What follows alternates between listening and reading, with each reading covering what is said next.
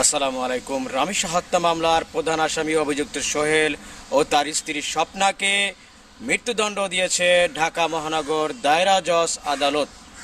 খবরটি রামিসার পিতা শোনার পরে সন্তুষ্ট প্রকাশ করেছেন এবং সরকারের প্রতি কৃতজ্ঞতা প্রকাশ করেছেন।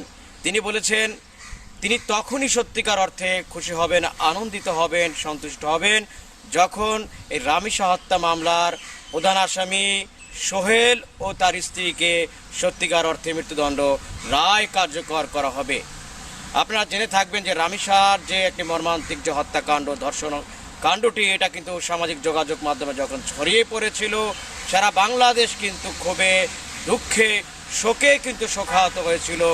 তো সারা বাংলাদেশের প্রতিটি মানুষ কিন্তু আশাবাদী রামিসা হত্যা মামলার, ধর্ষণ হত্যা মামলার রায় কার্যকরের মাধ্যমে বাংলাদেশে যারা অপরাধী রয়েছে, ধর্ষণের সাথে জড়িত রয়েছে, তাদের যে বিচার, সুষ্ঠু বিচারের প্রক্রিয়া, এটা কিন্তু এই রায়ের মাধ্যমে শুরু হবে।